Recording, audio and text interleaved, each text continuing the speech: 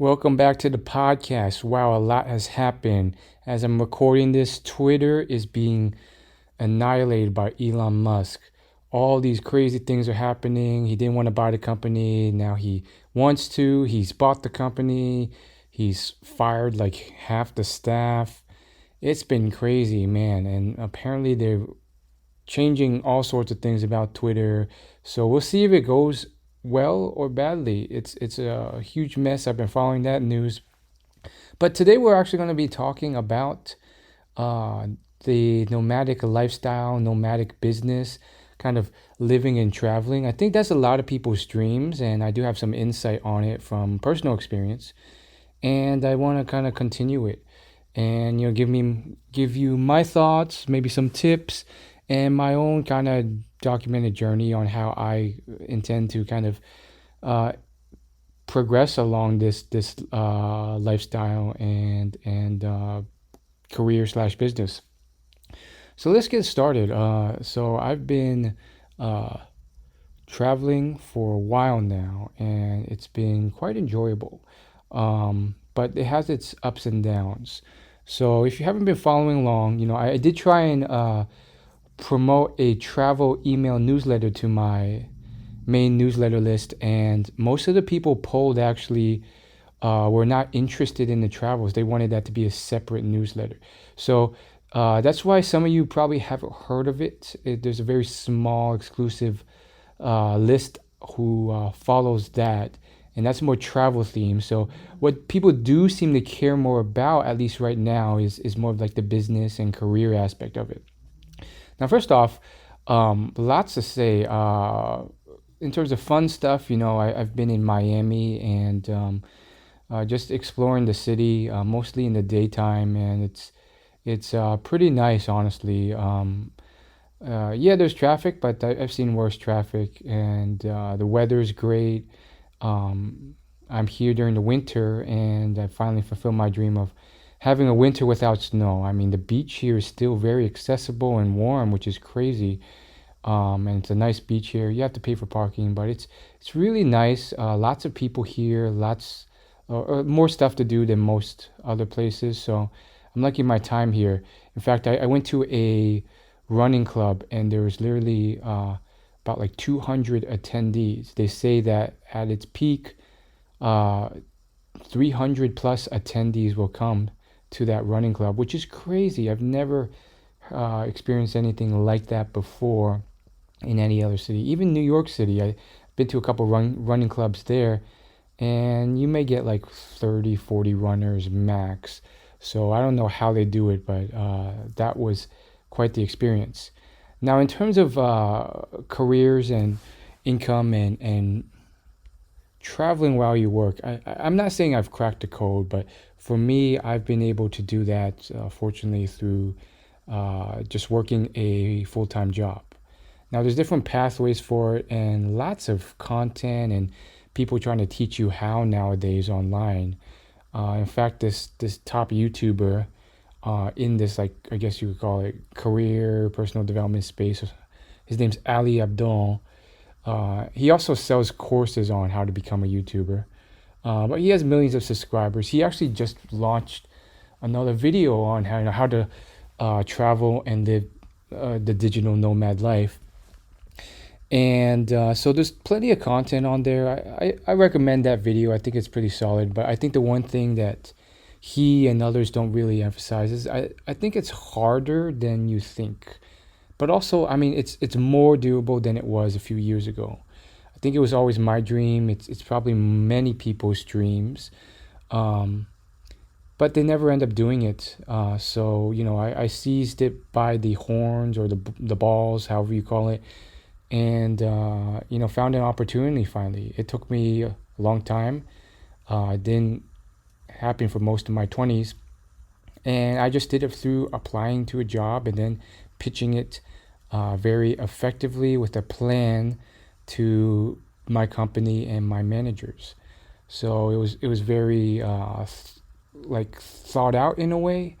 It wasn't just oh, I hope it happens, or once I get the job, it's downhill from here. There were multiple steps because uh, while I think a lot of companies have opened up to it, thankfully, to thanks to the pandemic, uh, I think a lot of companies are still hesitant to it, and so you might find here a company is remote friendly or hybrid now, but that's still different from being fully location independent. But what I'm seeing as I've been traveling is it's becoming more common. I've been running into people all over the various cities I've been to where it's I would say more understood as, oh, that's not a big deal. Oh yeah, I do that all the time, or oh, that's actually my job. So I'm hearing those phrases more, whereas maybe it was because I wasn't traveling as much and not meeting as many like-minded people, but also I think it's just because I was it was not as common. But now I see more of that.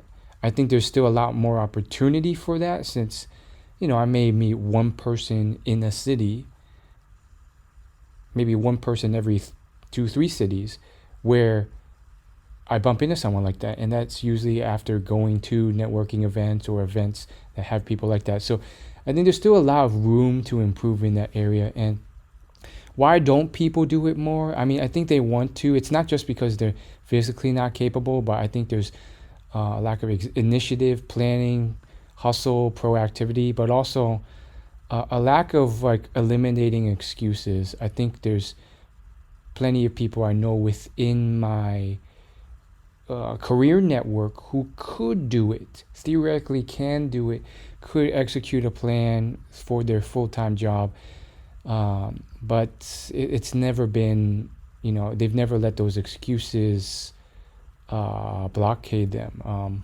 or stop those from blockading them.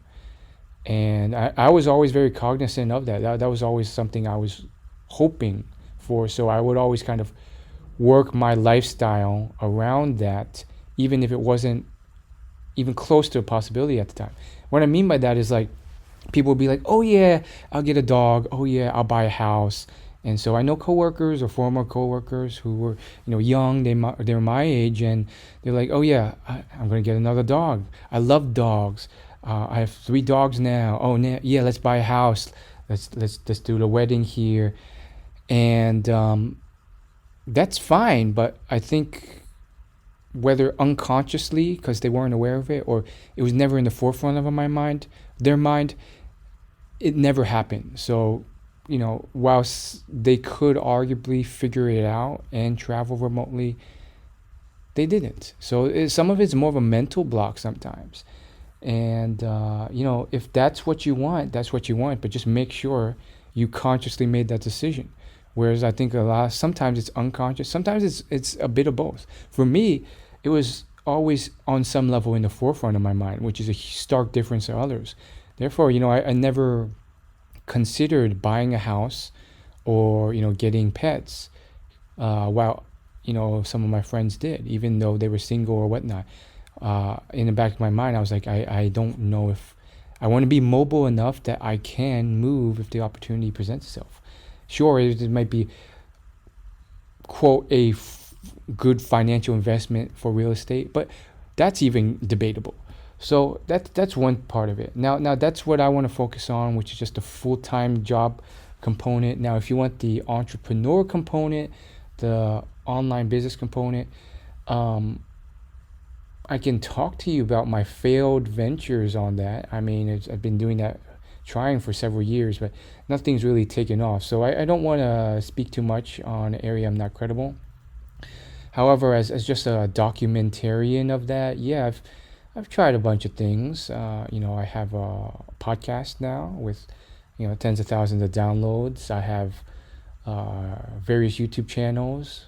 My most successful has 30,000 subscribers and over 2,000 videos. So I have a lot of content creation. Some of my blog articles rank for very, hot button issues, like or topics. Like, I rank number 1 for I'm rich but not happy. So that's one of many SEO keywords I rank for. So I have a lot of traffic generation, but still not that much. It's if you had to sum it all together, it probably only get a few thousand visits a month, which doesn't translate to enough email subscribers. And then my content's too broad because I love so many different topics. So I don't have a niche. The riches are in the niches. I'm not just the guy who teaches you how to, you know, lose weight with sandbags. And so since all my content's all over the place, I don't know what to sell. And then the stuff I've tried selling hasn't really worked that well. I've tried affiliate products and so forth. But I won't talk too much about that because I did a previous podcast episode that breaks that down in detail. But yeah, long and short of it, I've tried online courses, affiliate programs. I still have a lot of that stuff. So if you want to check it out, go to willyoulaugh.com/resources. I promote products I like masterclass.com and, various different things. So if you want to hear more about that, join my email newsletter. Because, Black Friday is coming up. There'll be some stuff I'll be promoting there that I really like. But it's never really amounted to much in sales. And that's the dream, right? To be a top YouTuber, to be a top, online course creator, or just something that's scalable. And I haven't been successful yet on that, although I've taken various courses, consumed a lot of free trainings and content about that. Most YouTube courses out there I've taken. Yeah, that's right. Every YouTuber or guru out there or, conference, I've attended a good portion of them. So, a lot of the advice that I get from just random people, just randomly reaching out to me with advice, I've probably heard it before in some vein or shape or form in a course or whatnot. Not just YouTube, I'm talking like internet marketing stuff too. So actually following that advice is a hard thing. Like I'm still trying to find a niche that I enjoy enough that really takes off. And I thought that would be in just personal development and, I love to talk about meditation and habits and peace of mind and the science of happiness and journaling. But that's really never taken off for me because I lack that X factor, I think, so far at least. The people who really talk about that well have really good filmography or storytelling or editing or have some unique experiment or style that makes their content go viral. And so I don't have that traffic or niche yet to really monetize. So that's that, there's pros and cons to an entrepreneur lifestyle, but you make a lot of money. You're probably working more though. You can't shut off your business unless, well, you can, but a lot of entrepreneurs don't know how to mentally shut off their business. Me coming from a personal development standpoint, I think I have a better grasp at like productivity and compartmentalizing your lifestyle, but those are the pros and cons to it. And then, your business is probably going to go through roller coasters. So there may be times where people aren't buying as much and people are buying more. So that's still the dream to an extent on the side, but let's go back to the employee route. Now you could also be a freelancer and, that's kind of a hybrid approach, but I'm familiar with the employee route and freelance route is kind of a mix of the two, but probably easier than the entrepreneur route by a lot because you don't have to like come up with an idea and sell it and all this stuff. Like in the long run, I think the entrepreneur route is going to make more, but in the start, if you have a skill that you enjoy and so forth, and that's a whole nother area to talk about, like finding your passion. That's stuff I've made articles and YouTube videos about already. So I won't belabor the point there, but if you can find something you like enough and you have that skill that you've developed enough, then it's oftentimes easier to like start with freelancing. I haven't done much of it. I've experimented a little bit with Fiverr. That's maybe about like $1,000 over like the 3 years I've worked on it. Maybe $2,000. Just like posting up random gigs, experimenting with that. I heard sites like Upwork are really where if you really want to go full on that, that's where you would go to like start to build a portfolio. So I haven't really gone down that route, but that's always a contingency plan. Worst comes to worst, if I get fired and can't find another job, then move to Southeast Asia and then just like try to work on Fiverr because you could live like a king there. Other than that, I think I'm most familiar with the full-time route, actual job. And I work in digital data analytics. If you check my YouTube channel, The Will Chow Show, um, I did a whole video on a day in the life as a data analyst. So that's just like a standard job. You have meetings, you have corporate rules to follow. It's not bad. I think people think it's bad, but it's actually pretty solid. You get benefits, you get a decent, pretty solid work-life balance, huge benefit. You have guardrails on how much you work. You get to travel if you earn enough, and if your company lets you work remote. And I think my tip there would be find a remote first company who's been doing it for a while. Rather than one who's trying to convert to a remote company, the latter is just much more difficult to really get them to trust you and convince you. Like if the culture is already established, things are much easier. So I hear like my companies I've worked for are US based, but I hear that basically like international companies, companies founded by Germans, Austrians, Swiss, other international companies, they're a lot more fluid and open to remote work. Now you may have to juggle time zones and stuff like that, but if you find a company that's operating in a time zone you like, that could be your thing. So that's really how it goes. And you also have to, if you want to keep that flow of job opportunities going, you have to develop really marketable skills, but also optimize your LinkedIn profile to be searchable and findable, and do that. And so I get, LinkedIn offers multiple times a week from people reaching out, recruiters, paying for a LinkedIn message to reach out to me. And so that's a whole process and arguably a whole course. But I did a whole video on YouTube. So if you just go to my channel, just search Will Chow to find my channel on YouTube, and then search for LinkedIn, you'll find a bunch of LinkedIn full-length videos that teach you how. And I'm always open for consulting and coaching if you want more in-depth tips on that.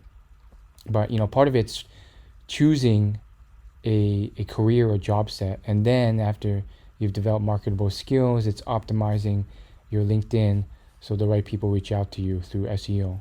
So that's another huge part of it. And yeah, just bring it back to the fun side. I've recently been watching and listening to Bobby Lee's podcast, Tiger Belly. And his podcasts are just so fun. He has such a personality, and his co-host Kalila does too. And they just talk about the most random pop culture topics, and it's just so entertaining. So, I throw that out there because, I definitely still have room to experiment with my podcast. It doesn't have that large of a following. So, I can still do what I want without people being like, hey, what the heck? Why are you changing it up?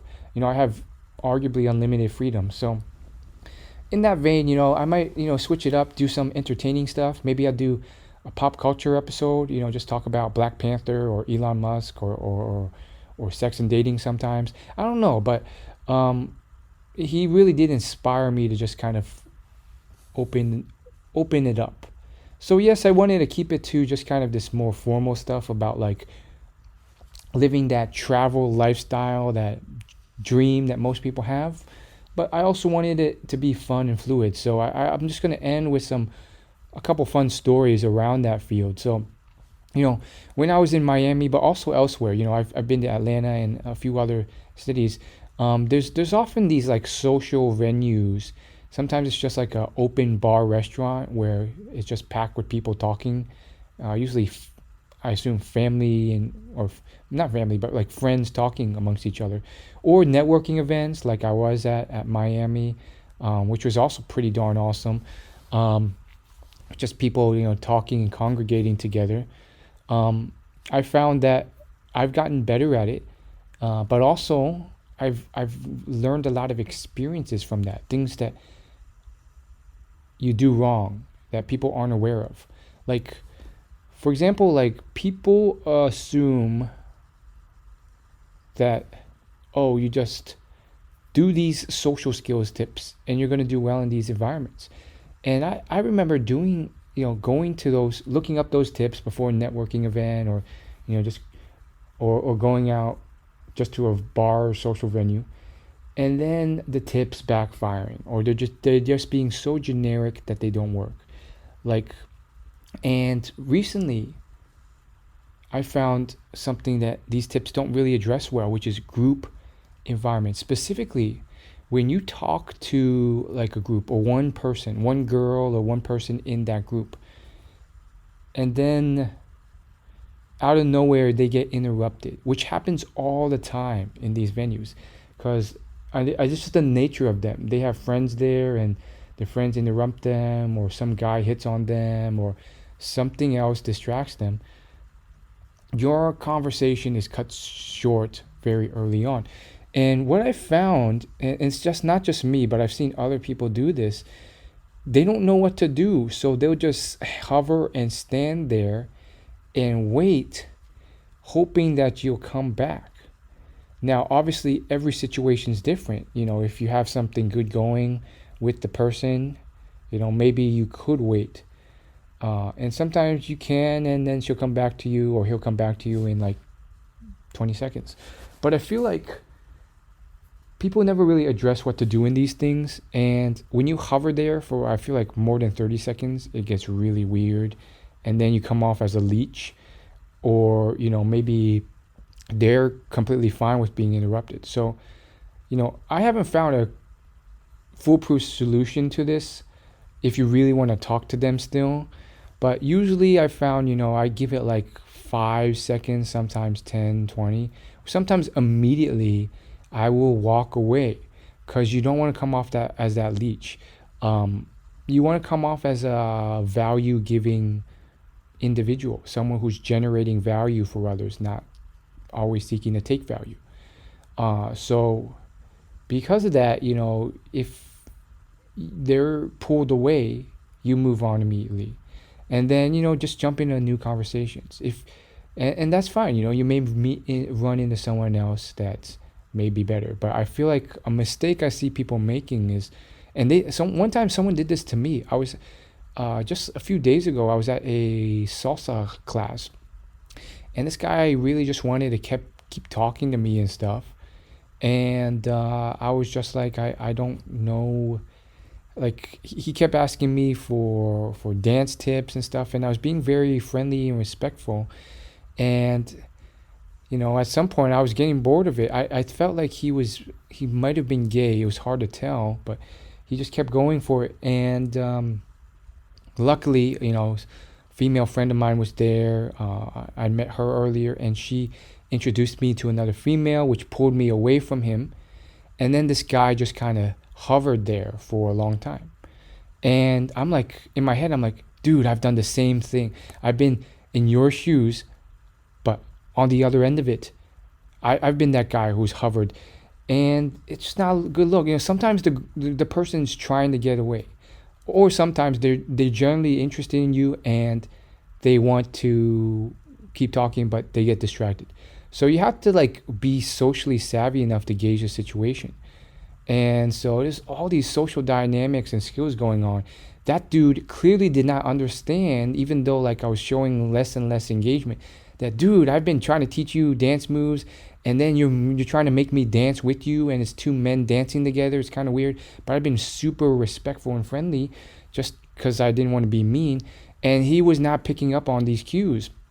And so, I was trying to dance with him just to be nice, and trying to lead him, because it was a partner dance, and just show him some more dance moves. But it was getting awkward, and he wasn't picking up on it. So for him, he needed to move on, and I think he hovered there for a good minute. We're talking 60 seconds, where I was talking to these other girls, and then eventually I ended up dancing with one of them before he got the hints. And then he ended up coming back later, and then eventually I had to cut it off. But in just terms of career networking, social venues, I feel like it's very important, because I'm reading this book called Designing Your Life, and it says that the majority of the best jobs get taken off the job market before they're even put on job boards. It's a kind of hidden job world where you get the best jobs through networking properly, and knowing the right people, and knowing how to get into that hidden job market world. And I fully agree with that just based off my own experience. Being someone with, at one point, with no networking connections, and then learning this through a course I took through Ramit Sethi on finding your dream job, and then using informational interviews to get into that hidden job market. I basically, totally agree with him. And my point is that if you don't have that social tact to be able to navigate those social situations when you're in a networking event properly, it's not going to end well. They're not going to want to, bring you into that hidden job market and networking world. So, for me, I just found that to come up more when I was in Miami, because I've just been, socializing more in career and social venues. And yeah, I would say take all this in. Every situation's a bit different, but there's certain buckets and common scenarios. Don't keep hovering around them when they've shown indications that they don't want to talk to you anymore. If there's a chance that they still want to, you still don't want to hover for too long.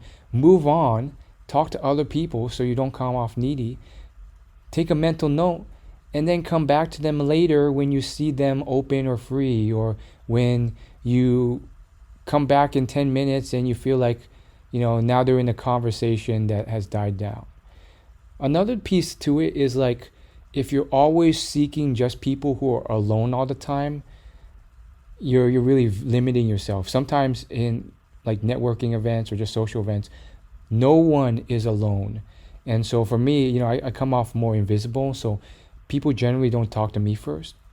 And I used to be scared of it because I didn't want to interrupt groups of people already talking. And I was scared of people being rude or mean or rejecting me. Now, I found that in networking events, it's usually more friendly than in like social or dating venues. But even then, I've had, especially earlier on in certain events, people can be kind of mean, or if they're bored of you, or like, they think they're better than you. This was back when I was in DC, so maybe it's a culture thing, but they'll reject you, or they'll be like, I don't want to talk to you, or they won't say that explicitly, but they'll walk away, which is kind of mean, but it happens. And I just try to stay positive, and say, even if I get rejected, it's better to do than just stand there and not do. So with that philosophy, I approach more, and I found that almost all the time, as long as you're respectful and you're not interrupting a group that's like clearly really engaged in a conversation that doesn't want to be interrupted, they are open to you introducing yourself. I mean, it happens all the time.